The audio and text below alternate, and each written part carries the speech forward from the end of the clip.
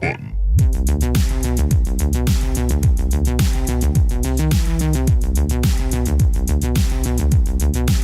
And then today I started watching Star Trek Next Generation. Well, I didn't just start, but I was all day. I started recently because I'd never seen Star Trek. How's that hold up? It's cool. Okay. I can get down with it. I was kind of interested when I was listening to that new Red Letter Media video where they talk about Comic-Con. Oh, and they talked about the And he's like, show. Gene Roddenberry wanted to make a show that wasn't, like, exciting. It was supposed to be just, like, boring, like, philosophic lessons. And, like, as these team just goes through, like, these weird, like, minutia of space travel. And, like, they're like, no. Yeah, then Star Wars came and started blowing stuff up. Yeah. So it's kind of like Next Generation's a little bit like that. Like, you got to look at it through the lens of, like, it's supposed to be a little bit dense and boring, but it's like, could not be more clearly just like, this episode's about like the philosophy of justice. Yeah. But it's also like, oh, but these people are wearing weird outfits, and it's still like very like, I don't know. Star Trek sci-fi is like super interesting. I respect the hell out of it, and it's inspired so much that I love. But I've never gotten into Star Trek, probably because it is just very... Yeah, it's boring. It's a little boring, but I'm into it because I'm just playing games in the background. I guess that's a good thing to do. Yeah. It's less about religion than Star Wars is. Yeah. Despite the fact that Star Wars has a magical element called the Force. Like, yeah, that's you what mean I'm saying. God? God. Midichlorians are just the blood of Jesus Christ. That flows through all of us. I want that on a t-shirt. Midichlorians are just the blood of Jesus Christ. do you think there's some crossover there, like, for your audience? Between what? You think there are Christians people... and Star Wars fans? Yes, absolutely. Oh, yeah, no. For sure. Hey, you ever notice how that one ship looks like a cross? Which one? The B-Wing. Boba Fett's. Oh, yeah, the B-Wing? Yeah. Okay, the A-Wing, shaped Like like an A. X-Wing? The Y-Wing. Forget about X-Wing. No, let's go with this one that's shaped like a T. How about the T? No, B-Wing. Is it because it's a bomber? No. Yeah, that's what the Y-Wing That's what the Y-Wing was. That thing was so awkward to fly in the Rogue Squadron games. I hated it. My favorite alien sci-fi movie that is attached somehow to George Lucas is Kingdom of the Crystal Skull. Indiana Jones. Here's the thing. I actually, at the time, didn't hate that movie as much as everybody else, only because Indiana Jones fans were like, whoa, aliens? Well, it follows the absolute formula of every other Indiana Jones But that's what I'm movie. saying. I was like, the first movie proves the existence of God. Yeah. Three movies later, everyone's like, I drew the line to aliens? Like, it's all big, like... That's fair. Yeah. It's like God's real, and then it's like weird mystic stuff is real. And also, do you think that... And then it's like Sean Connery's supposed to be his father. That's the weird, believable thing in that one. Yeah, there's an immortal guy in the third Indiana Jones, yet aliens are weird. Do you think that those two things cancel each other out kind of a little bit as well? God and aliens? Absolutely. Yeah, what if God is an alien? Whoa. Thanks for coming to the Joe Rogan experience. I saw a real life crystal skull. I thought you were gonna say an alien. I was getting real excited. Well, if you count that, then yeah. Yeah. I did. Was it on a shelf full of vodka? No, but we went to go see that Indiana Jones at this popular movie theater called The Senator in Baltimore. It's like a big one-screen movie theater, like all ornate, old school. Yeah. And one of the ladies who owns the Crystal Skull was there. It was just like in like the What? Just foyer, showing it off? And she was just like standing next to it. Yeah. Did you get to touch it? No, it's like it give was you in a case. superpowers. Yeah, it was like in like a glass case. How big is it really? It's like this big. Cool. Yeah, That's kind of awesome. Bigger than an actual human It's skull. longer than a watermelon for people who are listening, but not as wide. Yeah. In 50-cent Blood in the Sand, he has to collect all the crystal skulls. Is that the plot of that game? Yeah. I don't remember that. That's what First it's of all, about. this is news to me. 50 Cent has a video game? Yeah, no, that's Yes, his second that's the video second game. That's one. the sequel. He gets, they had a co-op in it. He does a concert in the Middle East, and then they pay him into one of the crystal skulls, and then Tony Yayo has to help him find the rest of them. What on earth? He's not making it. Yeah, you fight terrorists. I'm like, right? That's kind of... Yeah. I might be making some of that up. I don't remember exactly, but the Crystal Skulls are involved in the plot of that game. What the fuck does that even mean? Okay. Unlike most entertainment mediums, video games today are typically only categorized as being run by three major juggernauts when it comes to what box you want under your living room TV. One of those essential pillars, of course, is Japanese multinational conglomerate Sony. But how exactly did the Walkman guys enter the world of buttons and joysticks? Well, what if I were to say it involved probably the biggest public backstabbing of anything this industry had ever seen?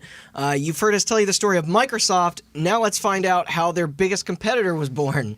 I'm Randall Beatrice, back in our new studio, and here as always with Austin Blakesley. Yo. And Chris Anantuano. Hey. I know that opener was a little short, but I honestly don't know how much introduction this one really needs. Everyone knows who Sony is. It doesn't matter if you're a listener of music, a watcher of movies, or a player of games. Although I suspect many in the last group probably don't recall just how their connection with games even really got started.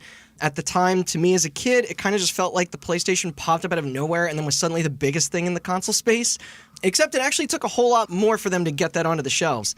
Austin, would you care to explain why Final Fantasy went from being a Nintendo-hosted franchise to not being a Nintendo-hosted franchise anymore? Yeah. I have an old friend with some questions. It's going to take me like an hour. But Hopefully they've moved on by now, get but there. I don't know. So the three consoles you were originally talking about, that's the Samsung box, the Toshiba Con, And the Ouya, which we did an episode on, yeah. Magnavox did make the first video game console. Is that the Odyssey? Mm-hmm. Yeah. So yeah, I know I didn't do this for my Xbox episode, but the history of Microsoft is kind of just like Bill Gates was a nerd. But the history of He was angry at Asian people. Well, that was later. The history of Sony is a little bit more interesting, so I'm going to go through it real quick. Okay. In 1946, in the wake of World War II, Good times. Japan right? was experiencing an economic boom of sorts. Ugh, bad usage of that word. Yeah. That was off the You're all cuff, racist too. for laughing. Yeah, well, that happened. Okay, side note, before I get to this, I'm going to fuck up a lot of names. Not great at reading Japanese names. Oh, that Polish episode I did. Yeah. The hatred. So many consonants. It's ridiculous. I'm going to try, and a couple of them I recognize and have heard other people pronounce, but if I mess it up, I apologize. I think that one word is Tokyo. Got it. Okay. A man by the name of Masaru Ibuka started an electronics store in Tokyo. Thank you. Yeah, you're welcome. He was later joined by someone named Akio Morita, and they formed Tokyo Tsushin Kogyo, which is Japanese for Tokyo Telecommunications Engineering Corporation. Very literal for a name there, but all right. Yeah. And they were just making electronics out of this electronics store. They had a couple of naming problems, though. This one was too boring. Yeah, it was a little too Okay, boring, and they yeah. couldn't, despite the fact that they were making electronics out of this weird little electronics store, they had much bigger plans in mind, and they knew back then, and as I've just proven, they were right, that Tokyo Tsushin Kogyo is hard for Americans to pronounce and Europeans. I don't know. You did it just fine. Yeah. I wonder when the Tokyo Kugo 5 is coming out. So they tried a couple different names. First, they tried TTK, which is the acronym for that, but that was Makes already sense. used by a railway company in Japan. Then they considered... And at this time, railroad still meant something to regular people. Yeah. I pictured bullet trains when you said railroads in Japan, despite the fact that this is the 1946. Yeah. They didn't have bullet trains yet. Yeah, and half their means of production was destroyed. Yeah. They considered Tatsuko, which was a shortened version of that longer name, Okay. but then they found out that still non-Japanese speakers couldn't pronounce that. It seemed easier, at least. On the right track. They tried Tokyo Teletech. I talked to what? I don't got time for this. I gotta go catch a whatever. Bus. Bullet train. Bullet train.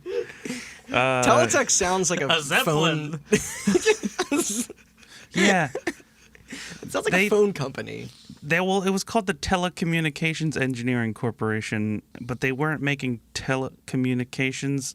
I guess a radio is telecommunications, so never mind. So, I usually can think communications. You think both ways. There was no other electronics back then. It was just radios, and that's it. The phone was invented. Well, yeah, I guess so, but it wasn't exactly like evolving fast. Yeah, didn't Sega start out making jukeboxes? That was a thing. Yeah, you're right. That does have parts. They tried Tokyo Teletech, but then they realized that the name Teletech was already taken in America by another corporation. They're still around. Famous Teletech. And finally, in 1958, 12 years after that electronics store had been founded, they settled on the name Sony. Ugh, long time to come up with that. Which was quoted as being an amalgamation of the words sonus, which is Latin for sound, and sunny, which was a term that the Japanese had adopted for slang for young man. Like, hey, sonny boy. Wow. Apparently the Japanese... When did we co-op that? We didn't co-opt it. Apparently we went over there and killed a bunch of them and then... and then gave them some slang in the process. That's kind of what we do. Mm-hmm. I mean, but at least invading foreign They countries. don't get off easy, okay? They were a horrible imperialist nation. Let's not forget. Yeah. Either way, that name it's creative enough. Yeah. Yeah, maybe not 12 years creative. Could come up with something better than that. Well, it's like short for Sunny Boy. They had some stuff to do in those 12 years. Their first product was called the Type G, which was Japan's first reel-to-reel recorder. Nice. In 1950, and it was called the Type G. The G that's way stood cooler. for government. Oh, never mind. Because it was a product intended for government use only, because what kind of consumer would need a reel-to-reel tape recorder? And then their first consumer product in 1955 was called the TR-55, creative name, a transistor radio that came out in 55. I googled it. Those things look kind of cool. They look cool. They followed it up with the TR-63 in 1963. I remember that. Maybe that was the one I saw. This actually helped them break into the American market because apparently it was a very good radio and people really liked transistor radios in the 50s. So nothing else to do. Yeah, what else? When the stick with the hoop running down the street got boring. Be racist, die in Korea, or mess around with transistor radios. Yeah. Sony is also credited as helping restore the reputation of Japanese products in American markets because apparently back then, say what you will about Sony products now, but back then Sony products were very well built and a lot of people were still very angry about the war and they didn't want to buy products from Japanese people, but Sony's was the best on the market. Can't argue with the best. I wonder if the thumbsticks completely fell off of any of the transistor radios. I don't know what you're talking about. I have a DualShock 4 with no, and both of the joysticks are naked. Yeah. But yeah, that's how it went. They made transistor radios for a while. They made like a TR-71 in 1971. PlayStation 4 is one big crazy transistor radio. Yeah. That's the whole story.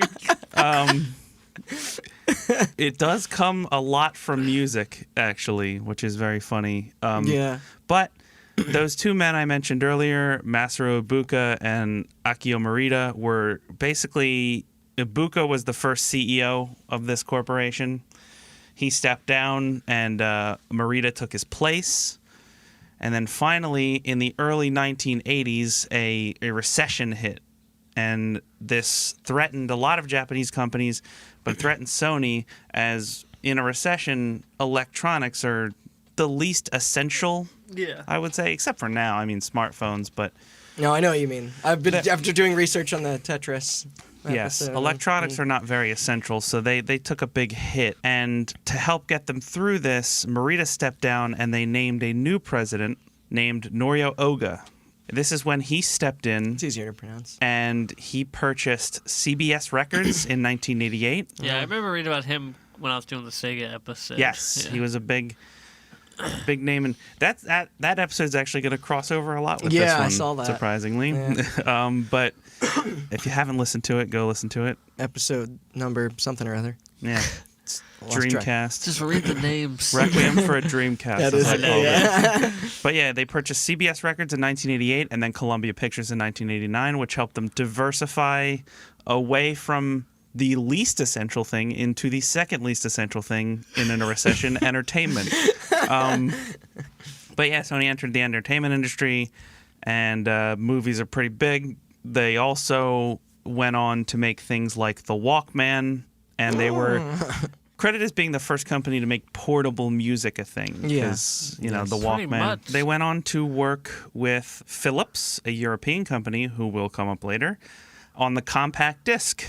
Yeah, there was like a weird shadow council of people who worked on. That's a crazy story. In college we talked about that a little bit. Yeah. I don't go too far into that, but the compact disc obviously going to play a huge role in this. Yes. Yeah. Yeah. That invention leads us into our topic. Mm-hmm. So, for those of you that don't know, Sony's relationship with Nintendo did not start out as a rivalry. It started out as a partnership. Yes. Which will be the bulk of our story. But the partnership actually starts earlier than even a lot of people think. And tell me if you know, if this name sounds familiar, a man by the name of Ken Kutaragi. Yes. Also known as the father of the PlayStation. Yes. He started working for Sony in 1970 in their research department. He is a very smart man, very smart engineer. Mm-hmm. And in the late 1980s, his daughter asked for a Famicom. And he watched his daughter play the Famicom, and he thought it was just the best. Smart girl. From that day on, both him and his daughter, I guess, were real into video games. And he even so far as went in and pitched, hey, here's an idea. Why don't we make a competitor to the Super Famicom that's going to be coming out? I don't know if it was called the Super Famicom at the time, but why don't we enter this market? And the Sony executives had no interest because unlike entertainment, where you can just lie about your accounting and make billions of dollars, you can't do that. And video games are actually a very risky business, as you will know from our Sega episode and our Microsoft Xbox episodes. They could have had some cold feet, too, after the Atari crash. Yeah. I mean, the Famicom is given credit for resurrecting the industry after that crash. Exactly. So they probably weren't even 100% sure it was all really bad. It was a success, but one success wasn't enough to get them into it. That's exactly. Not a trend. But yeah, the executives had no interest. However, he had an in because he was an engineer who designed chips for computers, and Nintendo had put out some word in Japan that they needed someone to develop a new sound chip that would go in the next Famicom. Sony declined, but Ken Kutaragi accepted without the permission of higher-ups at Sony. And in secret, in his free time, he worked on the sound chip called the SPC 700.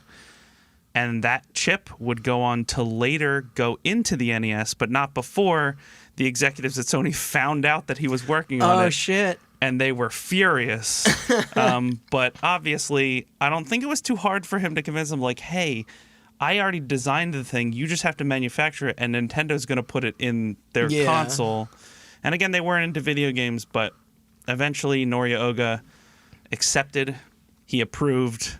The chip was completed and then manufactured, and then went into the Super Famicom and the Super Nintendo, which, as we know, were very successful. Turns out. So not only did the Super Nintendo and the Super Famicom make Nintendo a lot of money, but they also made Sony a lot of money because there was a Sony sound chip in there. Got to hear them Mega Man drums somehow. Yeah. And due to the success of this chip, Sony executives started to take an interest in the video game industry. But there's money to be made here. Despite the success of the chip, it was still a little too risky. Luckily for them, a very unique opportunity presented itself to them. Laserdisc. No. Did Sony have a hand in Laserdisc? I don't know. Sony seems pretty good at this. They helped develop DVD, CD, and Blu-ray, so they seem pretty good at the whole CD thing. And now, for that opportunity, we are going to cut back a little bit. No, they were in Philips. Time. Philips. Philips made the Laserdisc. Oh, there you go. Bunch of idiots. They also helped make the CD and the DVD, so maybe not. But can't win them all. Toshiba made HD DVD. Bunch of morons. But we're going to cut away from Sony for a little bit and go into Nintendo's head here for a second. Sega was gaining market share against Nintendo with the Sega, what was it called? The Mega Drive? The Mega Drive. Yeah. Yeah. The first one or the second? Yeah. The one before the Genesis. Yeah. Yeah. The one that looked like a grill. Yeah. Is that the one? Yeah. And you can listen to our Sega episodes for the story of how Sega exactly gained a bunch of market share on Nintendo. Both parts. Both parts of them, yeah. And Nintendo had heard whispers of a upcoming Sega Genesis, and that Sega was working on a CD attachment for the Sega Genesis. Oh boy, were they ever. Both which we know now that were true. But there was a lot of talk between game publishers because, you see, cartridges were being quickly outpaced by game development technology. Cartridges you can keep making cartridges that hold more, but only to a certain extent. Yeah.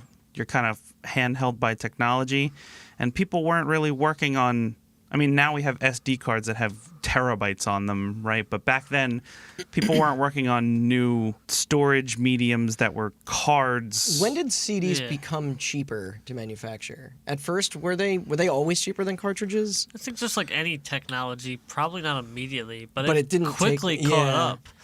Like, especially around this time. Because I thought that might have been Nintendo's excuse as to why they were sticking with it, and then that very quickly, like you said, it just didn't become the case anymore. Because by the time the N64 came out, cartridges were super expensive. Yeah, that's what I thought, all the plastic and everything and chips. Here's the thing you have to keep in mind. Our topic for today is one of the two companies that helped develop the CD. Yeah. Oh, so if you're Sony and you're in the music business and you're making CDs for the artist signed to your label, it's cheaper than the person who has to come to you to make the CDs. So eventually Microsoft in the last generation, right, we're just like, fuck it, we'll just all our games are on Blu-rays now too. Yeah. So like the advantage that I think Sony ended up having later on is that they can make it themselves. They had a lot of CD processing, like CD printing facilities, because there was one around the corner from here. They helped develop the CD, and they were already in the business of printing them. So that makes sense. Why not? Which is why Nintendo decided to go to them. But we'll get to that in a second. Game publishers knew that they could make much bigger games on a CD than they could on a cartridge. Yeah. I mean, a CD is like 700 megs, right? Yeah. As opposed to you're thinking the about limits of even the N64 cartridges. Certain companies were way into it. Let alone SNES One cartridges. certain company that Randy already brought up was way into it. Squaresoft. Yes. Yeah, this was not before. Square Enix. Squaresoft, because you could make an RPG that people could play for 20 hours on a cartridge, but you can make an RPG that people play for 200 hours on a CD because Could it you held. imagine a box of 4 cartridges in it that you gotta like? I know. Well, didn't they say that Final Fantasy VII would have been like 11 cartridges on an N64? Yeah, that's hilarious. It was still on it was still on 3 discs. Like, 3 discs. Yeah. Nothing is cooler aesthetic than a video game with multiple discs. Yeah. I don't know why they I liked it in the usually don't GameCube like when you open it up and they had the subscribe to two nostalgia, but like I just like something about like the memory of opening like a Final Fantasy game. Be like, I'm on disc 2. Yeah. Disc 3. You like getting the message in the game that's like, yo. Shift over. And you're like, oh yeah. I like how they mimicked that with the PlayStation Classic. You had to hit the reset button to like. Oh yeah. It's pretty dumb. But these publishers, they went to Nintendo and they're like, "Hey, look, Sega's working on a CD thing, and if we're gonna be making games for you guys, we're gonna make games for them if we can fit more game on a CD-ROM for the Sega CD. So you guys need to come up with something." So Nintendo decided that they were going to make their own CD attachment for the Super Nintendo or the Super Famicom. But they didn't have any experience with the technology, and unlike Sega, who started out as an electronics company and then got into games, Nintendo was pretty much always video games. Or always games. I should say. Always games. Yeah. Sometimes taxis. I don't... Was that them? Yeah. Okay. It's like... Yeah. But they looked through their Rolodex of companies that have helped them in the past, and they realized that they got an in with the one of 2 companies that helped develop the CD-ROM itself. And so Nintendo decided to hit up Sony for help. So in 1988, This is going to get very annoying. But Sony began working on the Nintendo PlayStation with this space. Yes, this is very important to note. Play, capital Play, space, capital Station. There is a space and the S is capital. It is very important that everybody take note of that because that will change at some point, as we all know. You know, get corrections or anything. Yeah. But this was a prototype CD-ROM attachment for the Super Nintendo. What a setup. Yeah. The idea behind this was that, and this was weird, but basically they would do what... It's kind of like the Satellaview, right? Like Yes. it would fit onto the bottom.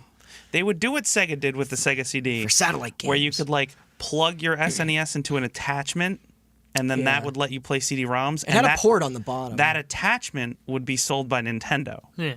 And would be That's how they all did it back then. But there were also talks to make a combined unit. Yeah. Yeah. And that combined unit would be made by Sony. That would be manufactured by Sony It was and strange. sold by Sony. Yeah. Yeah. And the prototypes that they were making were coming along well. The companies appeared to be getting along pretty well, working well together. And the project was coming smoothly except for one huge problem, one unspoken problem, which was that Sony wanted Sony wasn't just in the electronics business. Sony obviously also owned a bunch of music labels. And as such, they knew how licensing worked. Yeah, they did big business in licensing. Yeah. I know that. Like, Sony, even nowadays, Sony still has a lot to do with that. Right. Which is what Nintendo also was big into licensing out their properties. If you want to know more about Nintendo licensing out their properties, go check out our Mario Brothers movie episode, two-parter, both episodes. Yeah, they'll let you do whatever the fuck you want. But yeah, so Sony wanted licensing rights for all the games that were printed on the CD part of the platform. But Nintendo obviously didn't want to give up any of its licensing deals because this was very risky because if Sony this is the very ironic... Give up this guy and points to a horrible pixelated Italian guy. Yeah. It's just like a hand-drawn picture of Mario, but it's all fucked up looking. We didn't get to the CDI yet.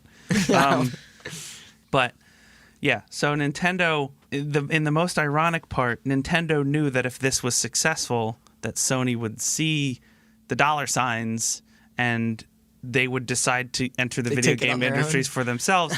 And Nintendo didn't want to lose any of their licensing deals to Sony if they later decided to enter into the video game industry for themselves. Wanted it in the irony. Yeah, they wanted it in the pocket. Also, I find it funny because Nintendo was going through a bunch of licensing lawsuits during this era anyway. Like, so I could definitely see that being a holdup there. Yeah. Like they went after Atari, they went after Sega, they went after Tengen, and which I guess was Atari, and someone there was a lot. Yeah.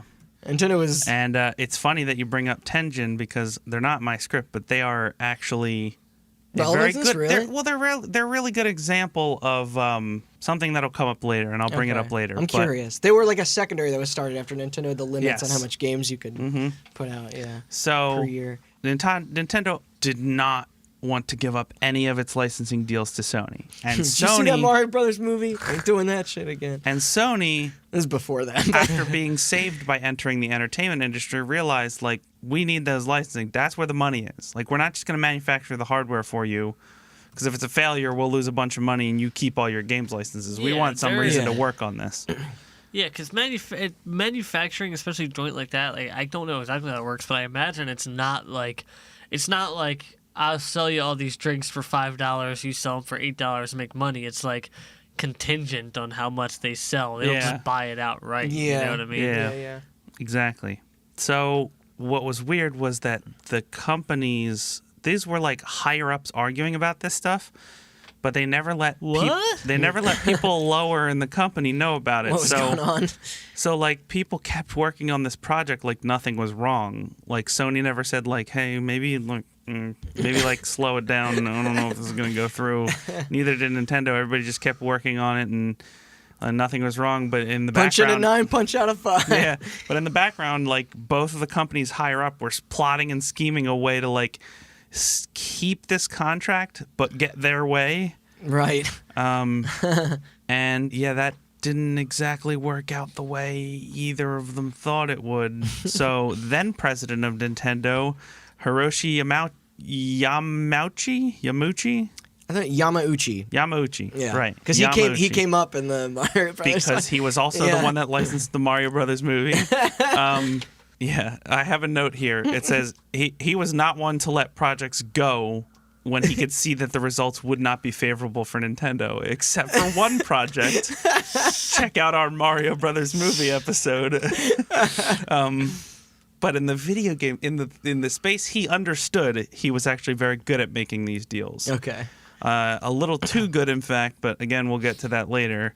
But he kept the contract with Sony, but in the background, he sent other executives that worked under him to Europe, which was where the other creator of the compact disc, was Philips. That's Philips, right? That was Philips. Yeah. So he sent a bunch of his higher-ups. Did they make the screwdriver head, or? I don't. I'm not sure. I actually don't know. That's the worst part. I can't even laugh maybe they at. did. Who knows? Google it. Hold on. Oh, I meant the listener. Don't tell right me now. the answer. Unless you do some of the work, listener. No. Yes? No. It's probably way older. No, it was named after Henry F. Phillips. Okay, that makes way more sense. I think I've heard that before. And then you next line, founder of Philips. Like what? Do you think Philips Electronics? You use a Phillips screwdriver to open them? No, absolutely not. Yeah, it's a flathead. Yeah, just they're really sticking to their guns on this one. Yeah, every screw in the PlayStation is a flathead. I mean, it would make sense because if you think about it, Nintendo uses a lot of tri-wing screws. And Microsoft uses a lot of those the hex fucking ones. star screws, the hex screws. Ugh, they're the worst. Mm-hmm.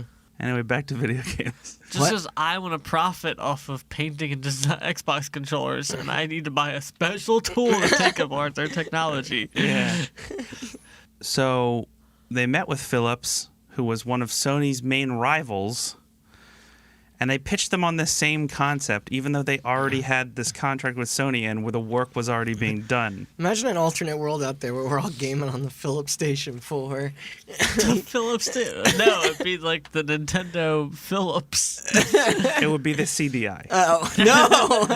Because it turned out Philips, unlike the executives at Sony, were not shy about wanting to get into the games industry.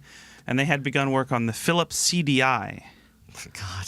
And Nintendo said, this is perfect. You can watch Forrest Gump on this thing. This is perfect because we don't have to get them to make it. They already made the thing. Yeah. We'll just sell them the licenses to our games, and we'll make bank, and then our games will be on CD-ROMs, and we'll make money off the games, but we don't have to make the hardware. It's perfect.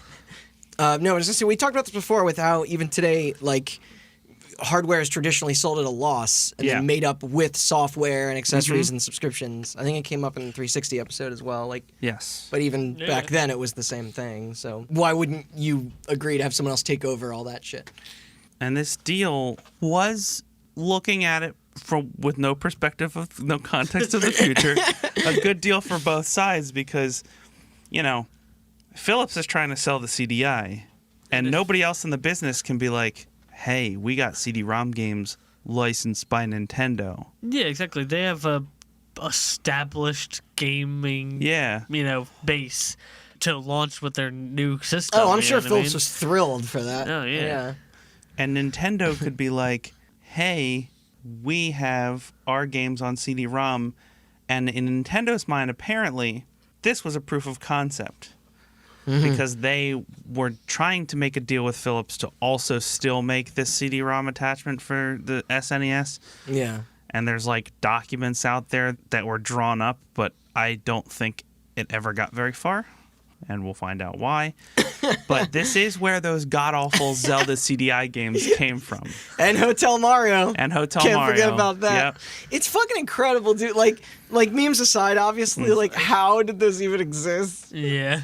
And what a suck-ass console the CDI was, Is that the Zelda 2 one, or is that the other random? That's the There one. were 3 Zelda games, Zelda I think. Wand of Gamelon. Yeah. And then Adventures of Link. Mm-hmm. That's what I'm thinking And then of. it was Adventures Zelda's of- yeah. Adventure, right? Adventures of Link is... Or Zelda's Adventures Quest. of Link is Zelda 2. That was an NES Oh, game. shit. Well, Yeah. what was the other one, then? I know one you play as Zelda. That was the... God, all those multimedia platforms. There were side-scrollers, right?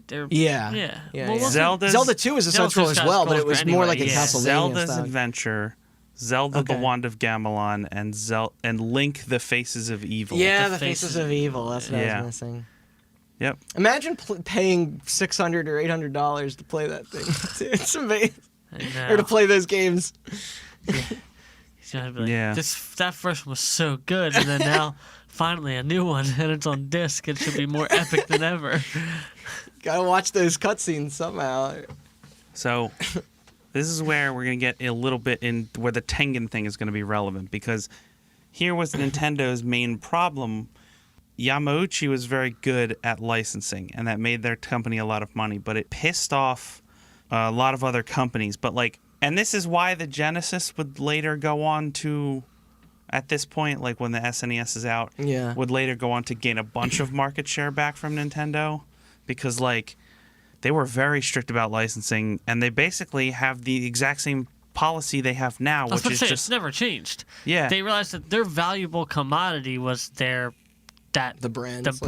like the idea. Mhm. That's why Nintendo stays the way they stay. It's because it's just on brand, because brand is everything for them. Yeah. Mhm. That's always been their number one They're commodity. kind of similar, to Disney or Apple in terms Yeah. of their Absolutely. aesthetic, Basically, their idea was their consistency and aesthetic. you want your game to be on a popular platform. Nintendo's a popular platform. So you do the work. You pay us a bunch of money, and then you will help stall the consumer while Miyamoto comes up with his next good idea.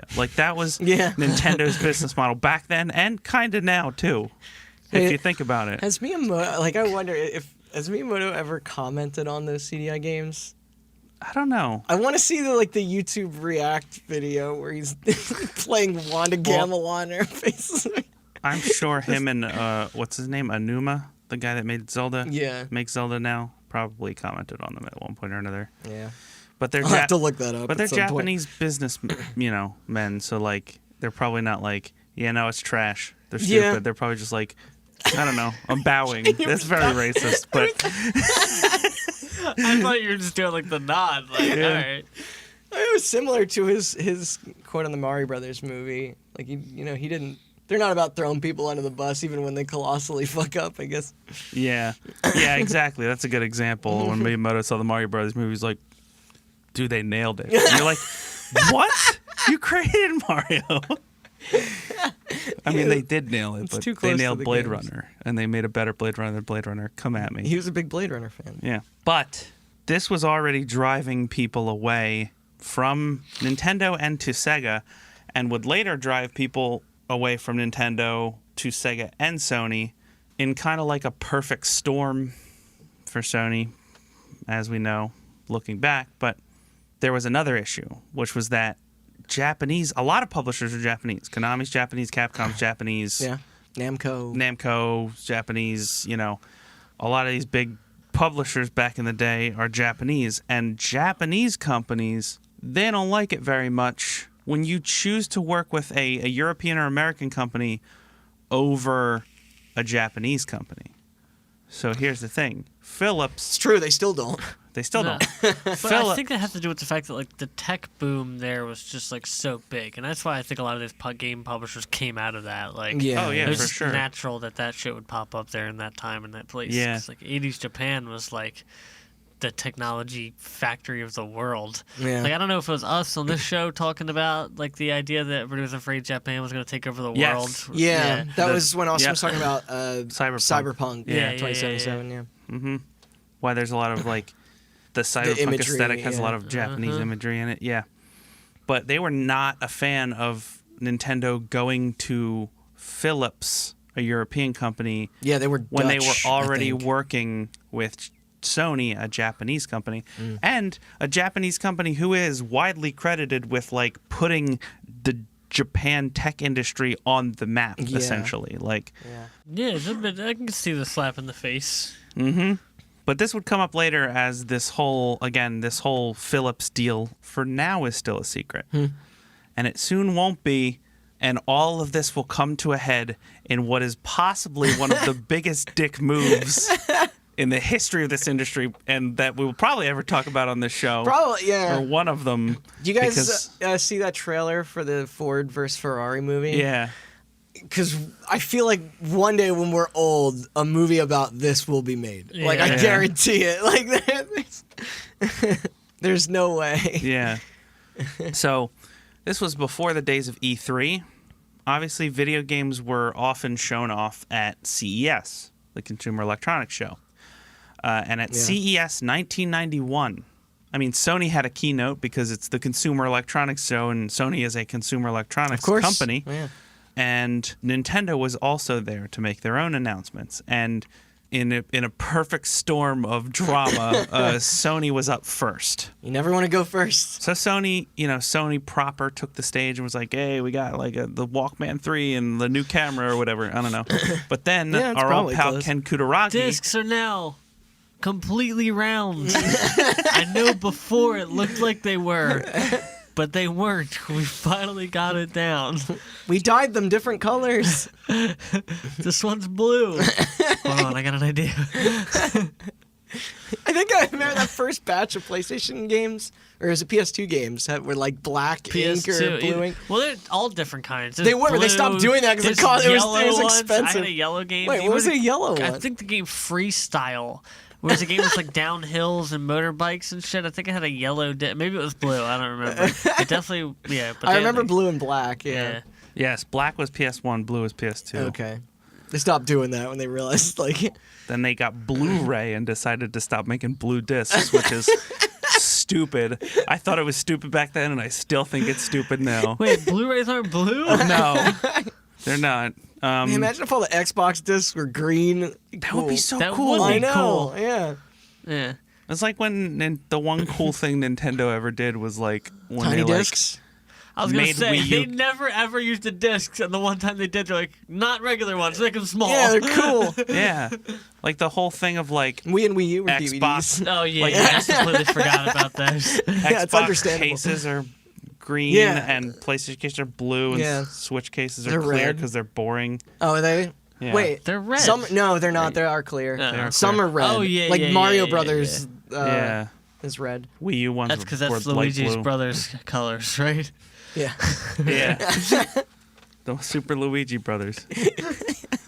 Holy God, I just thought about it. There's like, if you subscribe to a multiverse theory, there is a universe where Luigi is number one instead of Mario.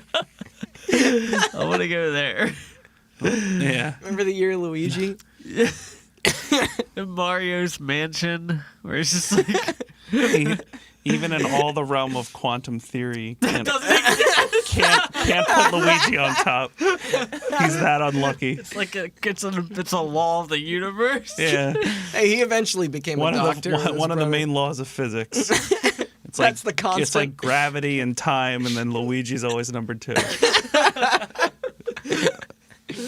Not unless you play Smash. It's true. Luigi is better in Smash. Sorry, what were we talking about? Oh, yeah. CES 1991. Yeah. Sony takes the stage before Nintendo. Our old pal Ken Kutaragi takes the stage. Yeah. And he finally announces to the public, after 3 years of work, He's all because they happy started about in it, yeah. 1988, Geared up. an exciting partnership. They partnered with Nintendo to develop the Nintendo Play Space Station. Please? I was like, wait, what? The Play Space Station. The PlayStation with a space. Yeah. All the details were laid out, and people were like into it. Like they were like, I think Nintendo was in the Man. crowd being like, no. Like journalists and stuff were like, man, we want to know more. And then they were like, they looked at their like paper schedules because they had phones because they were idiots. They looked at their schedules and they're like, oh man, Nintendo's got an announcement tomorrow. Yeah. We got to go check this out because like this is a big deal. Yeah. Like we want to know more. And so the very next we'll day, tell you more. Nintendo took the stage to a bunch of eager journalists wanting to know more about this Nintendo PlayStation, except Nintendo came out and shocked the world. They shocked everyone, including Sony. In the crowd, like, what the fuck? when they announced that the Nintendo was working with Philips on something called the Super CD, which was a CD-ROM attachment for this Super Nintendo, and they announced their partnership for the CDI games, and everybody was confused. You got punked. Especially Sony. But not only was Sony confused, Sony was fucking pissed. I fucking bet. Yeah. Can you imagine if something like that happened today? I How's it know. even legal? Imagine if Nintendo went first and then like and Sony came out after that the next day. We are doing Yeah. Run some movie trailers. I don't. Did we sign Michael Jackson for a new thing yet? Michael Jackson was there. What? I forgot that part. Wait, what? I did not. I forgot that part. Why was that noted in your research? He was composing music for Sonic 3. They just thought he would be hanging out. No, apparently Michael Jackson was on stage at CES for Sony, but not talking about PlayStation, talking about the music division. That's what I mean. He was a character in Mario. He had his own game. Michael Jackson's Moonwalker. I remember. Yeah, you ever play that game? Yeah. You save little kids, you bring them to the trunk of your car or something. I feel like I talked about this on here once before and it got cut. So I thought I would just... And now it's gonna happen again. Yeah. That's the plot of the game, I think. I don't know. I think I played it once. I don't know. I talked about was in an 50 arcade. Cent Blood in the Sand being about collecting the crystal skulls. So I'd rather do that. That sounds like a fucking made-up game, dog. That sounds like if you try to pitch me Your like Mad the Living's like- Shut Up and Jam Guy Den as like a Yeah. real, as a real game. I mean, it is a real game, as real as any. But as like a serious pitch, like one that was made by a company that had to go through red tape and not like a dude who was out of his mind. Yeah. I don't know. I think more video games should get made that way. I know. Oh, agreed. I love that game. Yeah. But Sony executives were pissed, and especially Norio Oga, who was previously still very hesitant to enter the games industry, even with this deal going on. But suddenly, he was all about it. Oh, I was like, that fueled him. I thought it was the opposite. I was like, well, I'm never playing a video game ever again. No. Fuck this. He was like, you know what? Revenge. But still, not quite enough. This backstab didn't fuel them quite enough to just full on be like, you know what? Fuck it. So, at first, Sony spoke with Nintendo about reconsidering. And apparently, they struck a deal with Nintendo. Wow. But we'll get back to that. First, they went and explored their options. Nintendo did the pettiest thing possible first. And they were like, they want to go to our biggest rival? We'll go to theirs. And then they went to Sega. But this whole thing started because Sega already was working on the Sega CD. So they're like, hey, you want a CD attachment? And they're like, we got one already. We good. Like, You play Daytona USA? Yeah. Yeah, Chris brought this up in that episode about them. Like, Sony really couldn't catch a break. No. Yeah. Not to mention that deal would have... That's all right. They ended up revenge destroying and put Nintendo in third place. Yeah. Yeah. So now we're up to our third alternate universe where Sony teamed up with Sega. And then... Yeah. But this is important to note. A deal was struck with Nintendo. And Sony kind of like, after getting backstabbed, they kind of went groveling back. And Nintendo, they had agreed to let Nintendo retain the profits for the CD games. And Sony started working on the Nintendo PlayStation again. And they actually manufactured 200 of them. I can't believe those were made after this. Yeah. Yeah, which is They nuts. were made after probably this. already Not that that's set, it's probably already maybe. set up. Not that you know 200 what I is a mean? lot of units. I assume those No, are but mostly I wonder what they're worth. created for dev kits. I assume. I wonder if they're out there. Have you ever seen one? Oh, we'll get We'll into get that. there. We'll get Oh, into okay. that. We'll get there. That's the inspiration for Yeah. this. But right before this manufacturing began, Ken Kutaragi had other stuff on his mind. He was pissed, and he was done with Nintendo. That would be. So he went into the higher-ups at Sony, and he showed them a demo of his own system that he was working on the side again. I call it the fuck Nintendo. We call it the fuck-tendo. Yeah. He had a demo of using 3D graphics, which this was Yeah, at the time. before Yeah. anybody had seen, any of those guys had seen like the Sega Saturn or, you know, the Nintendo 64, and he also was made it a point to remind Sony executives of what Nintendo had just put them through. And Ken Kutaragi used the rage to finally accomplish his dream of getting Sony into the video games industry. Those 200 PlaySpace stations that were manufactured were scrapped and ordered destroyed, all of them, so that nobody could get their hands on it and see what Sony was working on. And then Sony went full on and finally came to the conclusion that they should have come to a while ago, which is like, we got this Ken Kutaragi guy. He's kind of a genius. We're just going to make our own video game console. Yeah, eat it. And that... Which is kind of awesome, because that doesn't happen anymore. Like, you can't have it doesn't matter how brilliant you are, you can't just be like... I know. Yeah. Valve tried it. I mean, yeah. Yeah, they fucked that up. I mean, now you can't be like, hey... Yo, you're Best like Buy, some guy at like, I don't know, who's an electronics company that doesn't really matter. RCA. Yeah. Are they still around? I don't know. Some guy at Vizio's like, hey, you want to make a video game console? Vizio's the Sony subordinate. No, aren't they owned by Walmart? Oh, I thought How about LG? LG. There Okay, you go. That's a good one. Yeah, they come out and they're like, hey, I made a PS5, but like in my garage. Like, you can't do that. Yeah. You need cooperation from like NVIDIA and shit like that. The Samsung box. Monopolies, you know? Yeah. I think Microsoft was the last one to get in. Well, yeah, they fisted their way in. And that is the full history of the Nintendo PlayStation.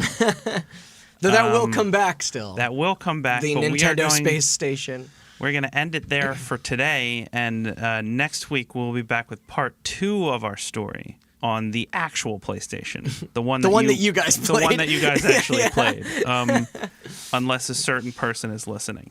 But we'll get there next week.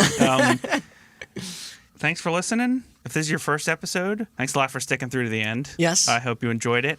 You can listen to more. We have a website, hotbuttoncast.com. Especially if you're into console origin stories like this, because we have Sega and Xbox. And I mean, I brought up a whole bunch of them. Those are some good places to start. We have a 2-parter on Sega's whole history in the console industry, all the way up to the Dreamcast. I hosted that one was hosted by Chris. I hosted an episode on the original Xbox and how Microsoft entered the games industry, and also... Sorry, I just host ones about murder. Yeah, Randy hosts ones about Nazis and trench coats or whatever. I don't remember. All the crime and shooting one. We have a 2-parter on the Xbox 360. A console you've definitely played if you're listening to this. And we'll probably do some more console ones in the future. We have one on the Ouya. You hosted one on a console. Oh, yeah, I did. Ouya. I forgot. Sorry, and also now I'm researching about communists, not about Nazis, so... Yeah, I'd rather... Yeah. I guess if I got to pick one. Go start with that, or scroll through the episodes and listen to... There's one on Columbine. We did a lot of them. If you like what you heard, you can also follow us for updates on our social medias. We have Twitter, Instagram, and Facebook at HotButtonCast. And you can subscribe to us on iTunes, on Spotify, on Google Play, on all those services where it matters. Video and a commentary. Yeah, we got videos. And you can rate us on iTunes if you enjoyed it. Or if you didn't, sure, go for it. But go ahead, I'd give us prefer one if you didn't. Right there. And yeah, with that, we're going to end it here today. And we'll pick up next week with the part 2 about the development of the actual PlayStation. The games. PlayStation. PlayStation.